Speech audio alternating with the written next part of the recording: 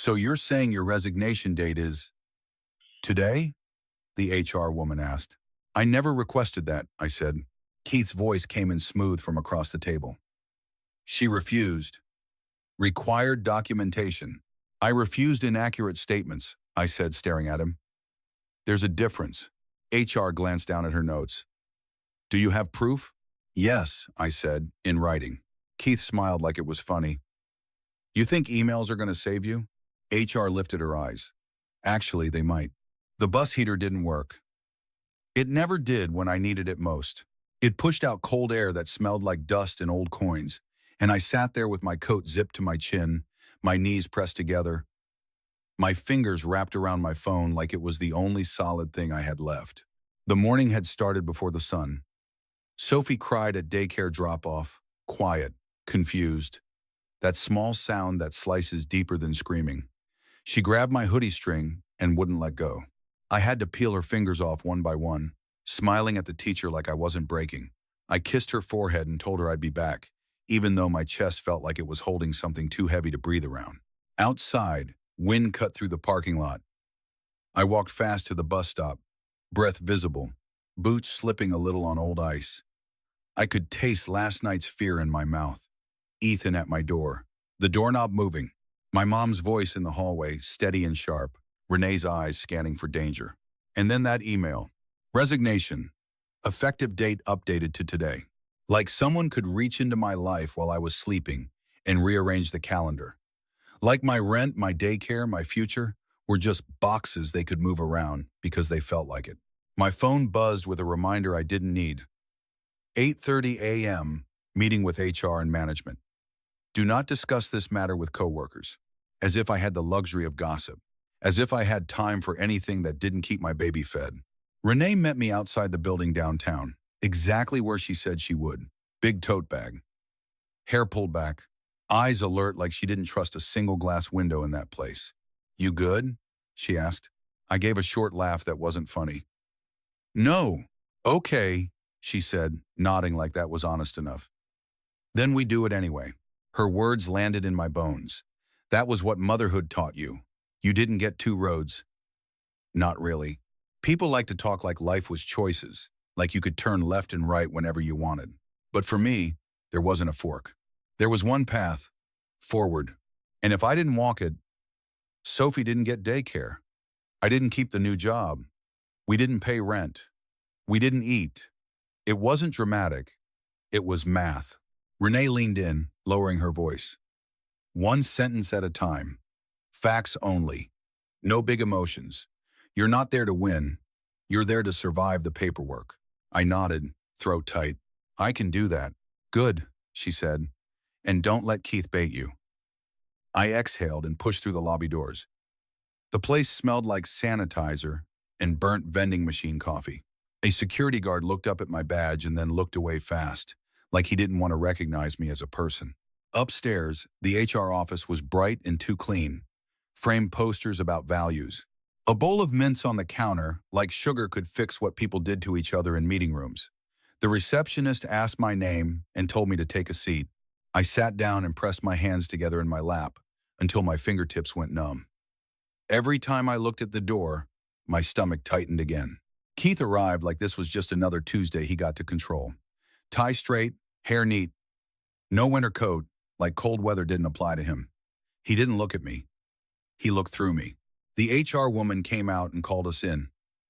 Mid, 30S, tight bun, neutral face. The kind of calm that came from watching problems every day and turning them into files. The meeting room was small, table too narrow, 3 chairs that felt too close. Keith took his seat like he owned it. HR opened a folder. Maya, thank you for coming in. I want to clarify the events leading to the email you received last night. She looked at me. You received a message stating your resignation effective date had been updated to today. Is that correct? Yes, I said. I received it. I did not request it. Keith leaned back, hands folded. She refused, required exit documentation. I kept my eyes on HR, not him. I refused inaccurate statements. HR's pen paused. What statements? I spoke carefully. one sentence at a time. I was asked to sign a form that implied my resignation was in lieu of termination and that I had ongoing performance concerns. I requested a copy and the policy requiring my signature. I was denied. Keith's mouth twitched. It's standard. I was also threatened in writing, I continued, that my final paycheck could be delayed if I didn't sign. HR looked up fast. Threatened in writing? Yes, I said. I have the email. Keith's smile turned sharp. It wasn't a threat. It was a timeline. HR's eyes shifted to him. A timeline conditional on a signature is not appropriate language, Keith. Keith's jaw flexed once. She's overreacting. I didn't react. I didn't roll my eyes. I didn't bite back. I opened my phone and slid it across the table. HR leaned in to read, and I watched her face change by half a degree. Not sympathy, not pity, recognition. Keith's chair creaked. This is being blown out of proportion. HR didn't answer him immediately. She kept reading. I sat still and felt something settle in my chest, small but steady. Not courage, not confidence. Just the reality that I had no other road. I wasn't doing this because I liked conflict. I hated conflict.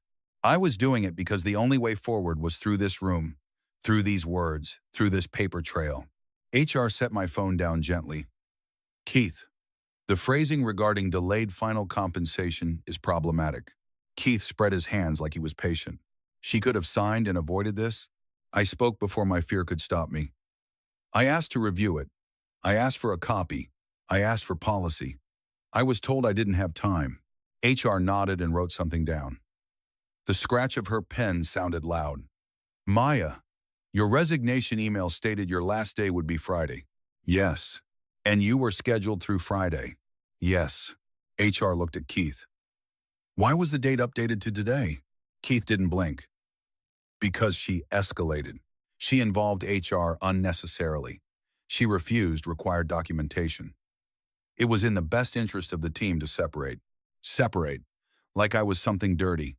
HR's voice stayed calm, but her eyes sharpened. Changing an employee's resignation date without their request can be construed as retaliatory. Keith gave a short laugh. That's dramatic. I kept my voice low and even. HR emailed me yesterday, instructing me not to sign anything I do not understand. Keith's smile faltered. HR looked at me. You have that message? Yes, I said, from the shared inbox. Please forward all relevant emails to me directly, HR said. Now. My fingers shook as I forwarded the chain. My resignation email, Keith's message with the paycheck language, HR's earlier reply, the email changing the resignation date, the meeting notice. Send, send, send. Each time the message left my outbox, I felt like I was tightening a bolt on something that couldn't be easily undone. HR looked at her computer, then sat back. Keith, you will not contact Maya's future employer. You will not communicate anything beyond standard employment verification. Keith leaned forward, smile returning. And how do you enforce that? By policy, HR said. And by documentation. My stomach still dropped because fear didn't disappear just because someone said the right words. Fear lived in what might have already happened. I swallowed. I need my resignation. Date corrected. HR nodded. We are reviewing and will follow up in writing. Today, I said. Then I softened it before it sounded like pleading. I start a new job Monday. I can't walk into training with a termination story behind me. Keith's eyes lit up. New job, huh? I didn't look at him. HR's pen stopped. She looked at me directly. Maya, did your new employer contact us? My mouth went dry. I don't know. HR's voice lowered slightly. We received a verification request this morning. My heart slammed hard enough I felt it in my throat. Outside that room, my baby was at daycare. Outside that room, Monday was waiting. Outside that room, there was only one path, and it didn't allow me to collapse. Keith leaned back, satisfied. See? Standard. HR didn't look at him. She looked at me, serious. I need you to answer one question carefully. I nodded, barely breathing. She said, If your new employer asks why your resignation date changed, what do you want us to say? My hands clenched under the table. My brain flashed through everything at once. Sophie's fingers on my hoodie string, my mom's envelope of daycare money, Renee standing outside ready to back me up, the people who loved me, even when I felt like I didn't deserve it. I couldn't afford to fail now. Not for pride, not for fear. I had to do better than I'd ever done before, not just for me, but for my child and for the people who kept showing up when they didn't have to. And I realized the truth in a sudden, quiet way. There wasn't a second road. There never was. There was only this. If you want to know what I said in that room and whether Keith already tried to poison my new job before Monday, comment next, hit like, and subscribe. Because the answer I gave HR could decide everything for me and Sophie. We can't control what your new employer asks, HR said, fingers resting on her pen. But we can control what we confirm. Keith's smile stayed glued on. We confirm dates. That's it. I kept my voice steady. Then confirm the correct dates. HR looked between us. Maya, answer my question. If they ask why the resignation date changed, what do you want us to say? I felt my pulse in my wrists. My first instinct was to tell the whole truth. The threats, the badge demand, the security guard at the door, the way Keith tried to box me into a story that would follow me. But I didn't have room for a long story. I had room for a clean one.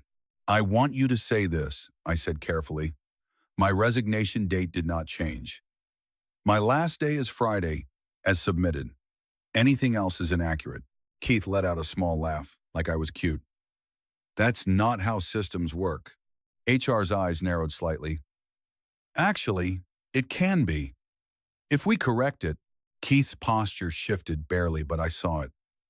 He was used to having the last word. HR making him a question mark didn't sit well with him. HR turned her laptop slightly toward herself. I need to verify what's in the system. Maya, did you submit your resignation by email? Yes, I said. Effective Friday. And you have a copy? Yes. Forward it again, HR said, with the timestamp. I did it right there. My fingers weren't shaking as much now.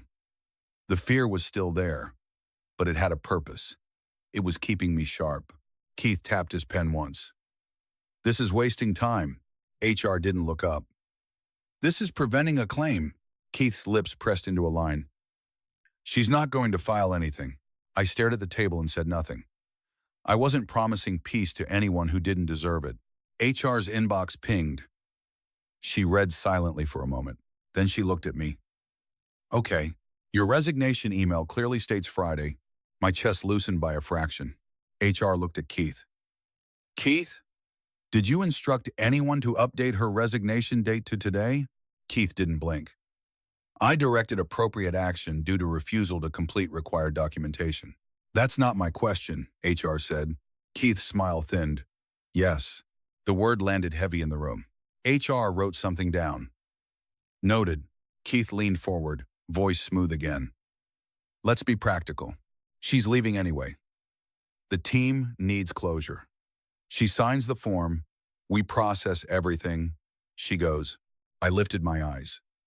I'm not signing something that implies I was resigning to avoid termination. Keith shrugged.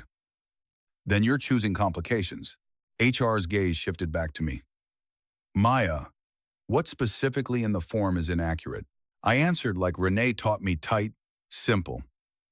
Any language that suggests performance concerns as the reason for my resignation, and any language that frames resignation as in lieu of termination. I resigned to start a new job. I'm Annie, please, in Heveres. Keith's eyes brightened at that again. He couldn't help it. There it is. New job. So, this is all about protecting your image. I kept my face still. It's about protecting the truth. HR nodded slowly. Keith, the company does not withhold final pay due to refusal to sign optional documentation. Keith snapped. It's not optional. HR's voice stayed calm. Send me the policy that states it is mandatory. Keith paused. A fraction. Too long. HR continued. Because at this moment, the only documented policy I see is an HR instruction to Maya that she should not sign any documentation she does not understand. Keith's jaw flexed. Policies are on the intranet. HR's eyebrows lifted. Then you can email the specific policy link. Keith's eyes narrowed. He hated being asked to provide receipts. I sat there, silent, letting him feel the pressure. For once, HR took a breath. Here's what we're doing. Maya's resignation date will be restored to Friday in the system today, pending payroll approval. Maya will not be required to sign the acknowledgement form as a condition of receiving final compensation. Keith's chair creaked. You're undermining management. HR looked at him steadily. I'm reducing risk. Then she turned to me. Maya, you mentioned a verification request this morning. Do you know who initiated it? I don't, I said. But I start Monday. Training is strict. Any confusion about my separation status could cost me. HR nodded. Understood. Keith leaned back, satisfied again. If they called, they called. That's normal. HR's voice dropped slightly. Keith, have you spoken to Maya's new employer? Keith didn't answer immediately. He smiled like he was deciding whether the truth was worth it. I haven't contacted anyone, he said finally. But if they call, I will be honest. My stomach turned. Define honest, I said, before I could stop myself. Keith's eyes locked on mine. Honest is honest. HR lifted a hand. Keith, if any request comes in, it will go through HR for standard verification only. Keith scoffed. That's not policy. It is now, HR said, and her voice was still calm, but it hit like a door shutting. For the first time since all of this began, Keith looked slightly out of control. Not panicked, just checked. HR clicked a few keys, then looked at her screen. I'm drafting a letter confirming your employment dates and voluntary resignation. Effective Friday. I will send it to you by end of day. My throat tightened. Relief came in fast and sharp, then turned into something heavier because even a letter didn't fix everything. It didn't fix daycare. It didn't fix Ethan. It didn't fix the way one man could still decide to call my new job and paint me as difficult and people would listen. Keith stood up slightly, like he was ready to end this. Are we done? HR didn't move. Not yet. She looked at me. Maya, is there anything else relevant to your employment transition that could affect workplace safety or verification? I hesitated. My mind flashed to Ethan's text. If you don't let me see her Friday, I'll show up at your new job. I could feel my mother's voice in my head. Don't meet him alone. I could feel Renee's rule. Facts. Proof. I had proof. I swallowed. Yes, I said quietly. My ex has made threats to show up at my new workplace. I have screenshots. I'm handling it through legal aid, but I want it documented that I informed HR. Keith's eyebrows lifted like he couldn't wait to use that against me. So she's bringing drama into the company now. My face stayed still, but my voice sharpened. I'm bringing safety. There's a difference. HR nodded once, serious now. Email the screenshots to me. Today. Keith's smile returned. Great. Now we're a soap opera. HR turned to him. The word was simple, but it landed hard. Keith went quiet. HR looked back at me. Maya, we'll document your statement. If you need a copy for your records, request it in writing. I nodded. I will. HR glanced at the clock. You can step out for a moment. I need to speak with Keith privately. Keith's eyes flashed. Excuse me. HR's voice stayed even. Privately. I stood slowly, heart pounding again. I gathered my phone, my bag, my last shred of calm. At the door, I turned back just enough to meet HR's eyes. Thank you, I said, because I meant it. HR didn't smile. She just nodded like she understood the stakes. In the hallway, my hands started shaking again. The adrenaline that held me together in the room was slipping out through my fingertips. Renee was waiting on a bench by the water fountain, posture stiff, eyes sharp. Well? She asked. I exhaled. She said she'll restore my resignation to Friday and draft a verification letter. Renee's shoulders dropped a little. Good. But, I started. Renee leaned in. What?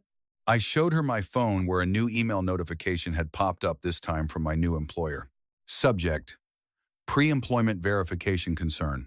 My stomach felt like the floor disappeared. Renee's eyes widened.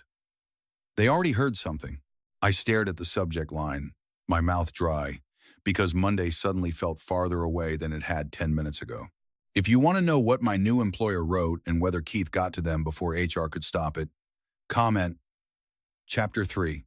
Hit like and subscribe, because the next email could take everything I fought for and erase it in one click. Tell me the truth, Maya, the woman on the phone said, because I don't want surprises on Monday. I stood in the HR hallway with my back against a wall that smelled faintly like lemon cleaner, staring at the subject line on my screen like it could bite me. Pre-employment verification concern. Renee was next to me, arms crossed, eyes hard. Don't open it like you're about to cry, she whispered. Open it like you're about to negotiate. My throat tightened. I don't know how to do that. Yes, you do, she said. You've been doing it for months. You just didn't call it negotiating. I tapped the email. Hi, Maya.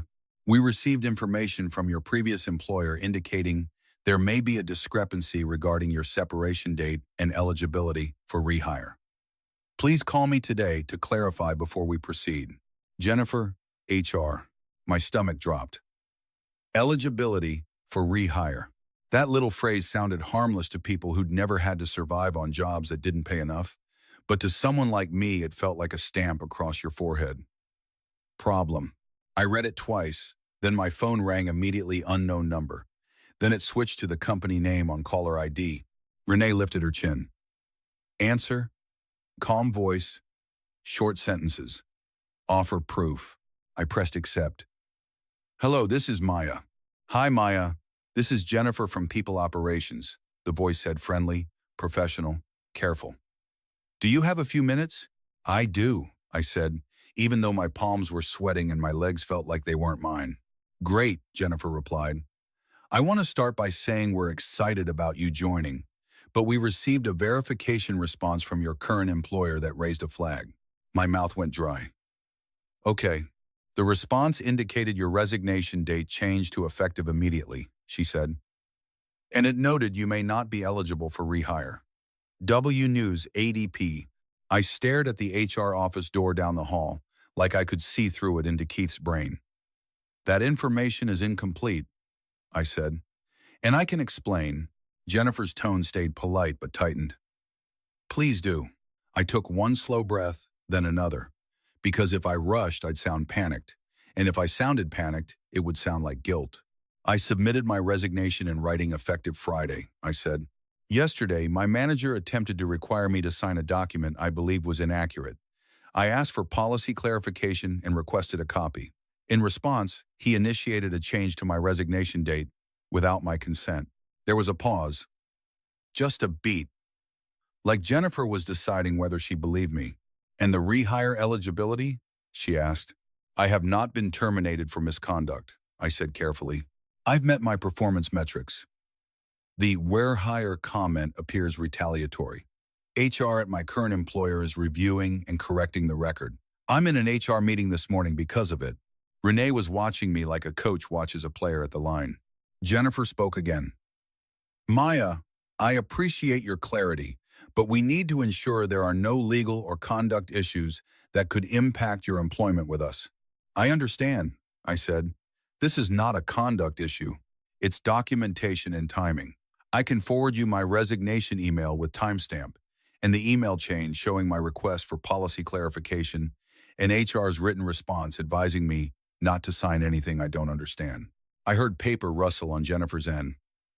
You have that in writing? Yes, I said. Right now.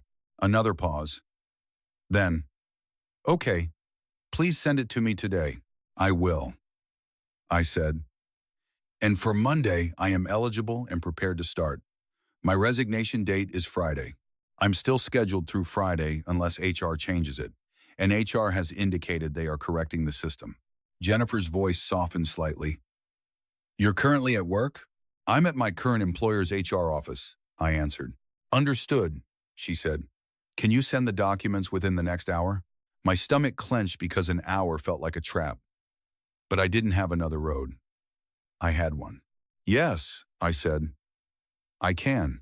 Jennifer hesitated, then added, one more question. Have you had any issues with workplace safety, harassment, or anything that could follow you here? My throat tightened because the answer was yes, but the details could make me look like drama. I heard Linda's voice in my memory. Don't give anyone a story they can twist. So I gave Jennifer truth in the smallest, cleanest shape. My ex-partner has made threats to show up at my workplace, I said. I have screenshots.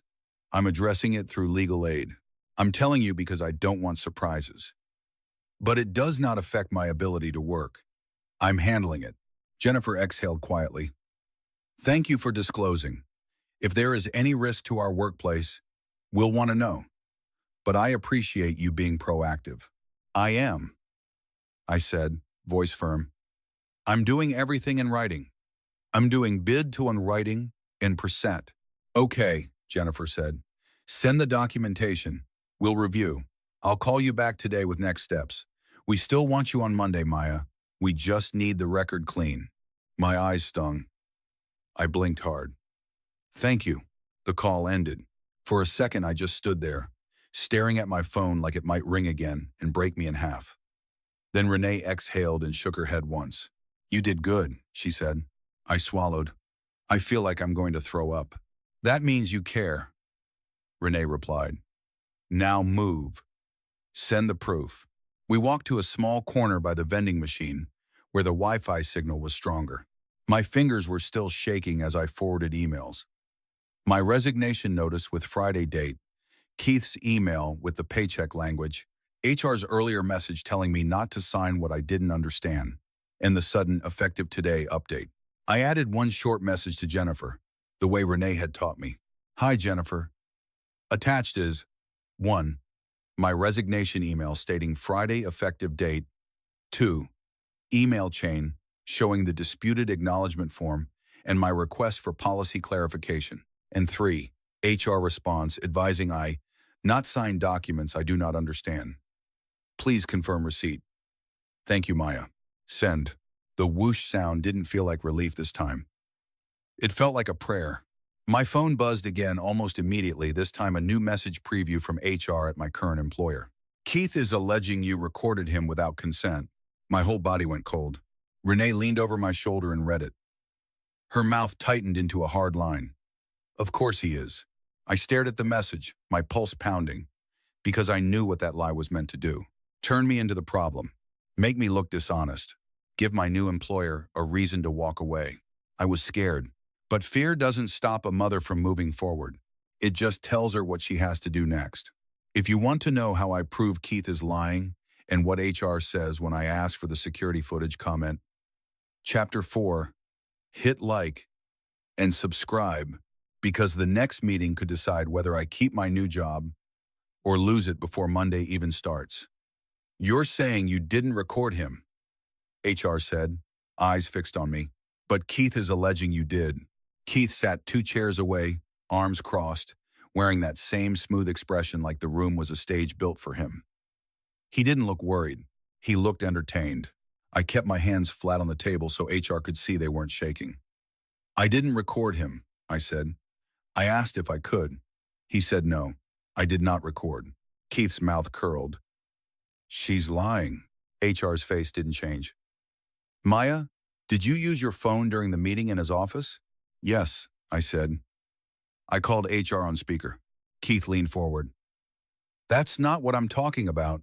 She was holding her phone up. She tried to intimidate me. 1, she tried to plot a crescent. I looked at HR. If he believes I recorded him, then there's an easy solution. HR's pen paused. What solution? I swallowed, then said it clearly. Pull the security footage. The hallway cameras. The time he called security. The time he told me to bring my badge. The time I stood in his doorway. If I recorded him, you'll see it. If I didn't, you'll see that too. Keith's eyes flickered. Just once. Quick, but real. HR stared at him, then back at me. There are no cameras inside offices. I know, I said. But there are cameras in the hallway and at the HR entrance. And you'll see my phone screen when I dialed HR. You'll see I wasn't filming him. And you'll see the security guard he brought in. Keith laughed like it was ridiculous. So now she's making demands about security footage? I didn't take the bait. I'm requesting an objective check. You asked me to respond to an allegation. This is the cleanest way. HR wrote something down. The scratch of her pen felt louder than it should have. Then she asked, "Do you have any written evidence related to this allegation?" "Yes," I said. "I have the full email chain. And I have Keith's message instructing me to bring your badge.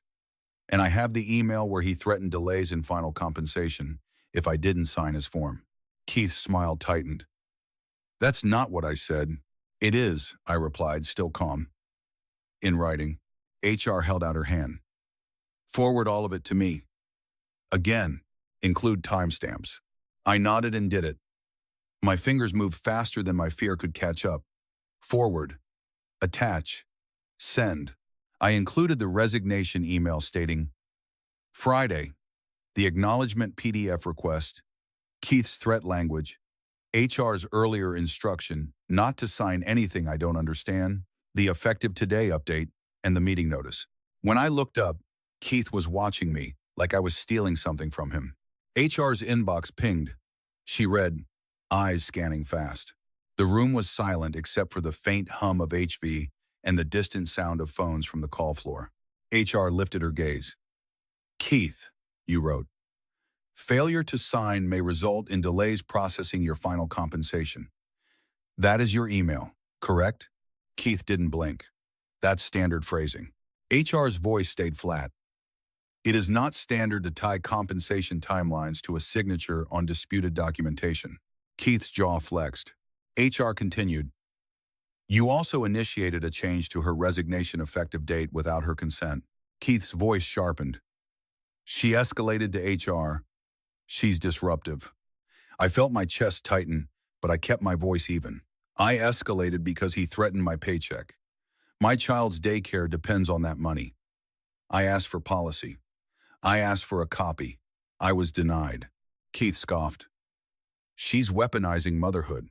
I looked straight at HR. "I'm stating facts. I didn't ask Keith to care about my baby. I asked him to follow policy." HR's eyes narrowed slightly. "Keith, provide the policy that requires this signature as a condition of final pay processing." Keith paused. Then he said, "It's on the intranet." "No." HR didn't move. "Email me the link." Keith's lips pressed together. "I don't have it pulled up." HR's voice remained calm, but it carried weight now. "Then we will proceed without it." Keith sat back, irritation flashing. "This is ridiculous." HR turned to me. "Maya, regarding the allegation you recorded Keith without consent, do you have any evidence you did not record?" "I have my call log showing I dialed HR," I said, "and I'm requesting you review available footage around the time security was involved. I'm also asking you document that Keith is making an allegation without proof." Keith leaned forward. "So now she's accusing me of lying." I didn't look at him. "I'm asking HR to verify." HR wrote again. Then she stood up slightly, pushing her chair back. "I'm going to step out for 5 minutes. Keith, you'll remain here. Maya, wait outside the room."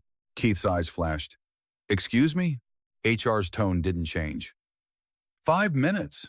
I walked out into the hallway and leaned against the wall, breathing through my nose, slow. My hands were shaking now that no one could see.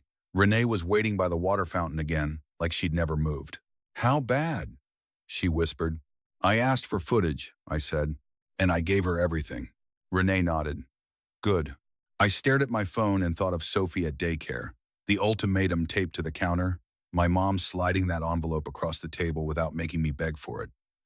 I thought of the one road in front of me. I thought of my new job's HR, Jennifer, waiting for a clean answer. I couldn't afford to fall apart. Not today. The HR woman opened the door and called my name. I walked back in. Keith was still sitting there. But his posture was different now. Less relaxed. His smile looked forced. HR sat down and folded her hands.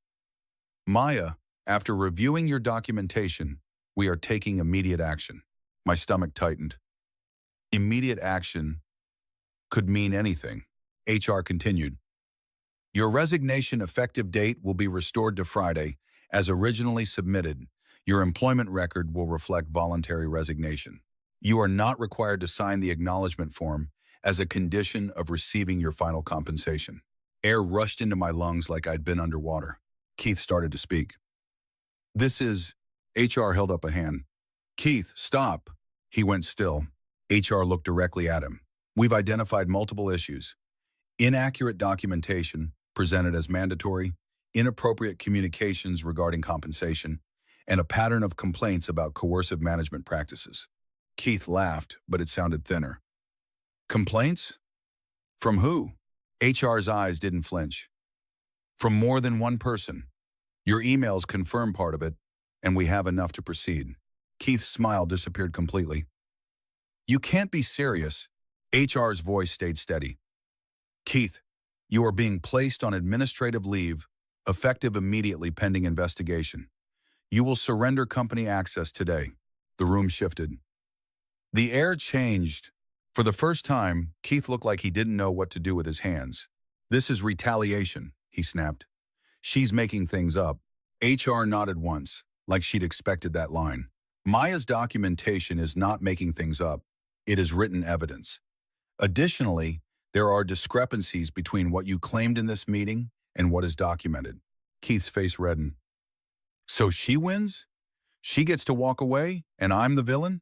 I finally looked at him. I didn't come here to win, I said quietly. I came here to stop you from doing this to me and to anyone else. Keith stared at me like he hated that I sounded calm. HR turned back to me. Maya, we will send you written confirmation of the corrected resignation date, employment verification letter, and final pay timeline today. Thank you, I said, and my voice shook just a little. HR nodded. You may return your badge on your last day, Friday, per standard procedure. You are free to leave now. Free to leave. The words felt unreal. Like a door opening somewhere I didn't know existed. I stood up slowly. My legs felt weak. Not because I was fragile, because my body had been carrying fear for too long, and it finally had permission to set it down. As I walked out, I heard Keith's chair scrape back. I didn't turn around.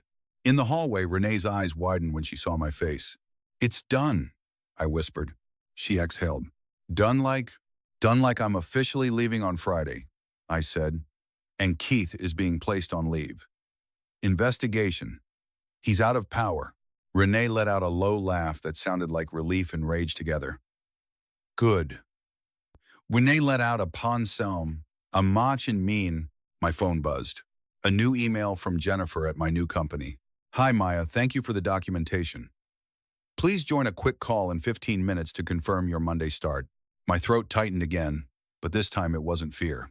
It was the strange feeling of a door not slamming shut. I looked out the window at the cold morning sky and thought of Sophie, of daycare, of my mom waiting with that steady look that always said, keep going. I didn't know if life would get easier, but for the first time in a long time, it felt like it might get cleaner. If you want to hear what Jennifer says on that call, and whether Monday finally becomes the beginning we've been fighting for, comment next. Hit like and subscribe, because the next conversation could change everything for me and Sophie. You're saying you can start Monday, Jennifer said, her voice calm and careful, but I need to be sure nothing follows you into our building. I understand, I said, standing outside the HR office with the cold air hitting my face like a reset button. And I'm not bringing chaos. I'm leaving it. There was a pause on the line. Then she asked, do you have written confirmation from your previous employer? HR is sending it today, I replied. They've restored my resignation date to Friday and will provide an employment verification letter. Jennifer exhaled softly, like she'd been holding a breath too. Okay, send it as soon as you receive it. Based on what you've shared, we're still moving forward. Your start remains Monday at 8:45. My chest tightened with relief so sharp it almost hurt. Thank you. Just one more thing, she said. If anyone shows up at our workplace, call us immediately. We have security protocols. I will, I said. I'm taking it seriously. After we hung up, I stayed standing for a second, phone in my hand, staring at the sidewalk. I felt like I'd been running for days, even though the day hadn't even finished. I wasn't celebrating. Not really. I was just still here. Renee came out of the building and bumped my shoulder with hers like she didn't want to hug me, but still needed to connect. You survived, she said. I'm not done, I replied. None of us are ever done, Renee muttered, then nodded toward the street. Come on, you need to pick up your baby, and you need food that isn't a granola bar. On the bus ride to daycare, the city looked the same as always: gray winter sky, dirty snow piles, people moving fast with their heads down. The world didn't care that my life had almost collapsed in an HR office. It kept going anyway. At daycare, Sophie squealed when she saw me and launched her arms toward my face like I was the best thing that ever happened to her. I held her tight, breathing in her warm baby smell, and felt something in my chest unclench. Miss Hale, the director, stepped out when she saw me. Maya, she said gently, any update on Friday? I nodded. My mom is covering it. If my final paycheck is delayed, I'll have the balance by Friday morning. Her shoulders lowered slightly. Okay, thank you for telling me. We just need the account current. I know, I said. I'm working on it. That's what my life had become, working on it. Always. When I got home, Linda was already there. She didn't knock the way guests do. She knocked the way mothers do. One firm knock, then the sound of her key. Like she belonged, because she did. She stood in my kitchen with 2 grocery bags on the counter.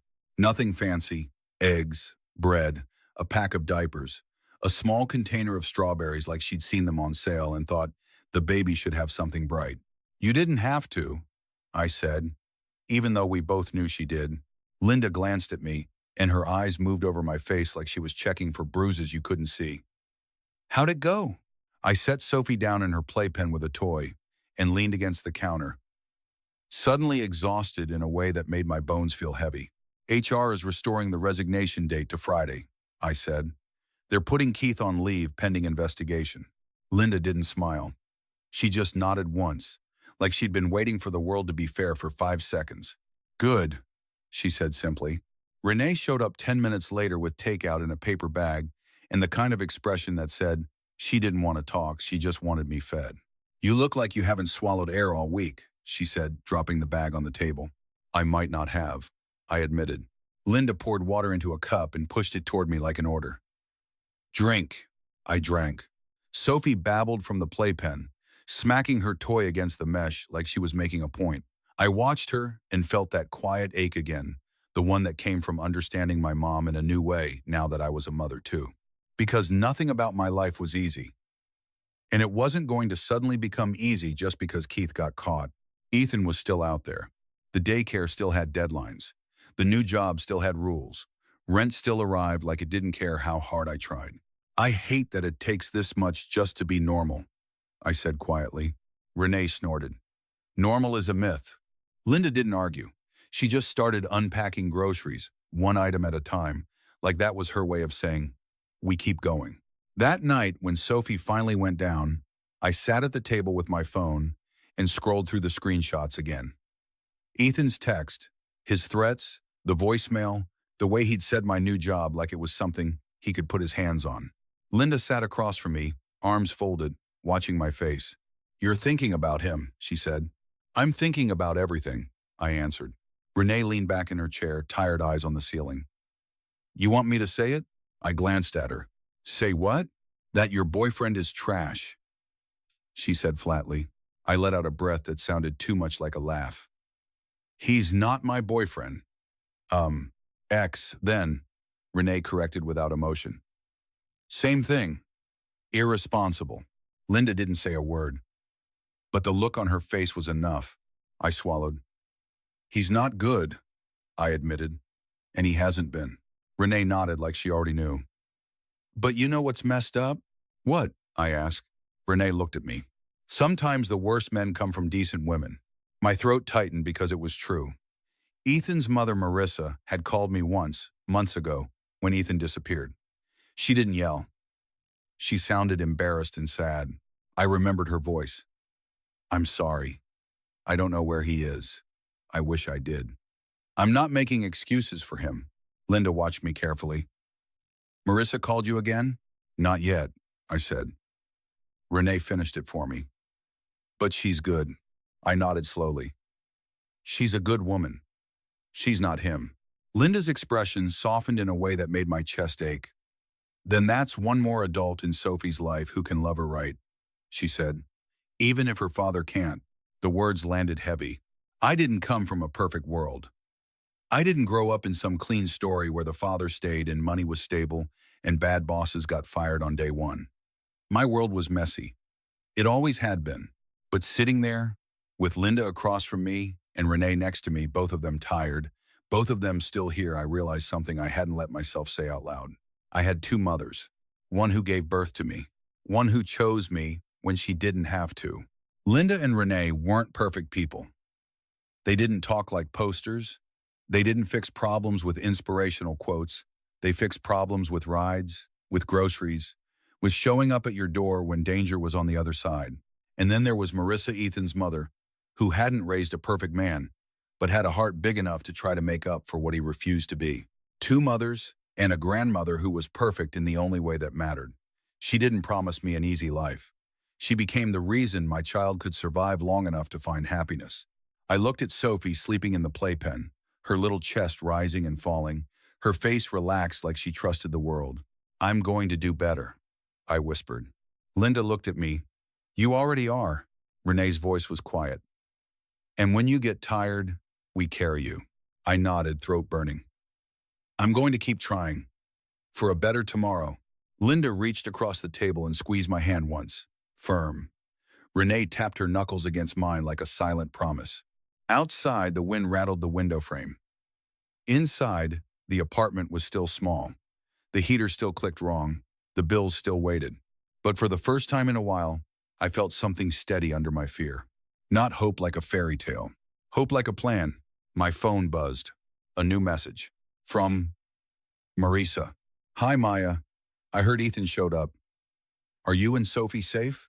I stared at the screen, my breath catching, because if Marissa was reaching out now, it meant Ethan had been talking. And if Ethan had been talking, Friday might not be a simple daycare deadline anymore. If you want to know what Marissa tells me next, and whether she's warning me or asking for something, I need you to comment. Chapter 6. Hit like and subscribe and share to support the channel so it can keep growing and improving. Because the next message could change everything about Friday. You're Maya Brooks? The trainer asked, not looking up from her clipboard. Yes, I said, breath still uneven from the sprint between the bus stop and the lobby doors. She finally looked at me, quick scan, like she was measuring whether I belonged here. Badge? I don't have one yet, I said. Today is my first day. She nodded toward a sign taped to the wall. Orientation starts 8:45 sharp, no late arrivals. It's 8:44, she said. I'm here, I replied, trying to keep my voice steady like my hands weren't cold and my stomach wasn't tight. Behind me, the lobby smelled like clean air and expensive coffee. The floors were polished. The security desk had a real computer, not an old monitor with dead pixels. People walked by with ID badges clipped to their belts like it was nothing. Like they'd never had to ask permission to go to the bathroom. I wanted to feel excited. Instead, I felt like I was holding my life on my shoulders and trying not to let anyone see it. The morning had started in the dark. Linda was already in my kitchen when I woke up, packing leftovers into a plastic container like she was preparing for a storm. Renee texted me at 5:52 a.m. Exactly. You up? Don't forget your ID. Drink water. Breathe. Sophie slept through most of it. She'd only stirred when I leaned over the playpen to kiss her goodbye. Her little fingers had latched onto my sleeve, half asleep, and my chest tightened the way it always did when I left her.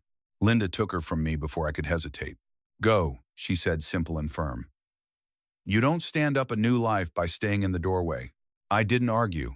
I couldn't afford to. Outside, winter air slapped my cheeks awake. The bus was late, of course it was late, so I paced with my bag on my shoulder, checking the time like the numbers could change if I stared hard enough. When the bus finally came, it squealed to the curb and sighed like it was annoyed to be useful. I sat near the front, legs bouncing, eyes fixed on the route like I could control traffic with my focus. This job wasn't just a job. It was daycare paid on time. It was rent without begging. It was the first step toward a life that didn't feel like a constant emergency. I walked into the new building with my shoulders squared and my fear tucked under my ribs where no one could see it. Orientation started in a glass-walled room with bright lights and a long table lined with new hires. There were name tags, neat stacks of paperwork, pens that actually worked. A screen at the front displayed a welcome slide with the company logo clean, modern, confident. I wrote my name on the tag, Maya. My hands shook a little. I wasn't the youngest person there, but I felt like it. Everyone else looked smoother, like they'd slept, like their morning hadn't begun, with diaper changes and bus math. The trainer introduced herself. I'm Carla. I run onboarding for this department. This is a performance-driven environment. If you're here, we believe you can do the work. But belief isn't enough. Results are what matter. She clicked to the next slide. Attendance, punctuality, performance. My stomach tightened. Carla kept going, voice professional, not cruel but unbending. Training is 2 weeks. You will be evaluated. You will be monitored. You will be expected to meet standards quickly. I heard Keith's voice in my head for a second. You're on probation. I pushed it away. This wasn't Keith's building. This wasn't his room. His shadow didn't get to follow me if I didn't let it. We moved through paperwork, direct deposit forms, policy acknowledgments, emergency contact. I wrote Linda's name on the line without hesitation. Carla explained benefits, timelines, and HR protocols. When she mentioned health insurance eligibility after 90 days, my throat tightened.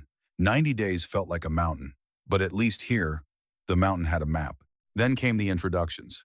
People shared names, backgrounds, little fun facts. Someone said they loved hiking. Another said they baked sourdough.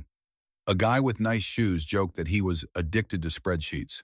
When it was my turn, the room looked at me. I felt the instinct to overshare to explain why I needed this so badly, to make them understand I wasn't just another employee. I was a mother. I was trying.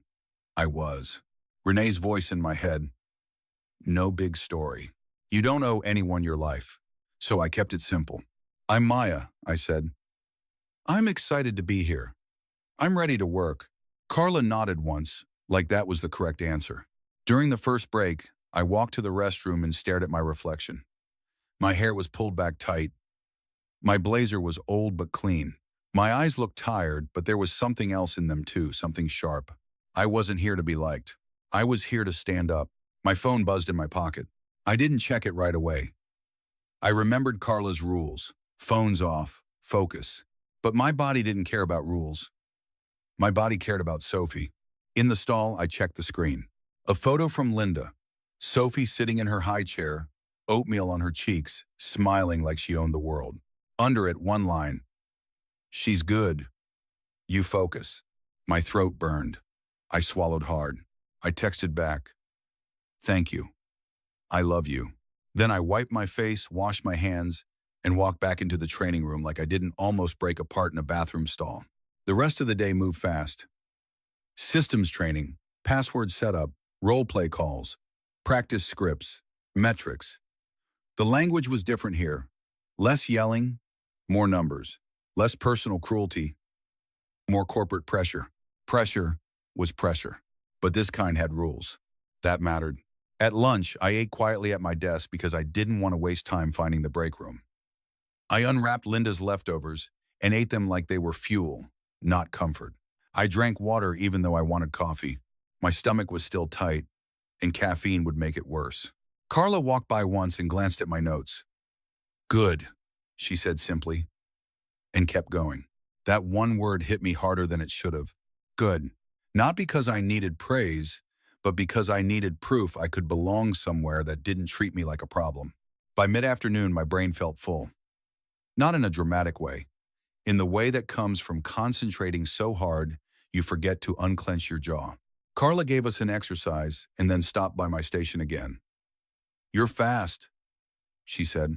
I have to be, I replied before I could stop myself. She looked at me for a second, like she was deciding whether to ask. She didn't. She just said, "Keep it up, speed is good, but accuracy keeps you employed." I nodded. Understood. When the day ended, I walked out of the building into the cold evening air and realized my shoulders hurt from being held up all day. The bus ride home felt different. I wasn't relaxed. I wasn't celebrating, but I was still standing. Back at the apartment, the light in the kitchen was warm. Linda was at the sink, rinsing bottles. Renee was on the couch with her shoes off. Sophie asleep against her chest like she trusted her completely. Two mothers. One who raised me, one who held me up when I almost folded. I stepped inside quietly. Sophie's cheeks were round and warm, her breathing soft. Renee looked up at me and smiled. Small, tired. "How'd it go?" she whispered. I set my bag down and exhaled. "Hard?" I said honestly. "But I did it." Linda turned around and studied my face like she could read the day in the lines around my eyes. "You eat?" she asked. "Yes," I said. I listened. I took notes. I didn't freeze. Linda nodded once. "Good." I walked over and touched Sophie's little hand with my fingertip. She squeezed without waking, and my chest tightened with something that wasn't fear this time. It was purpose. I wasn't born into a perfect world. I wasn't handed stability. I didn't get a clean path, but I had love that showed up. I had people who didn't let me quit, and I had a reason to keep going, even when my body begged me to stop. I looked at Linda and Renee, then at my daughter, and felt something steady settle under my ribs. Tomorrow wouldn't be easy, but tomorrow was mine to fight for. I would work hard. I would show up. I would learn fast. I would give everything I had because effort and discipline were the only things no one could take from me. And because one day, I wanted Sophie to look back and know this. We didn't get saved by luck. We got saved by persistence. My phone buzzed on the counter. One new message from an unknown number. "Nice building. See you soon." If you want to know who sent that message and what happens when my past tries to follow me into my new job, comment. Next, hit like, subscribe, and share to support the channel so it can keep growing and getting better, because tomorrow might be the day everything gets tested again.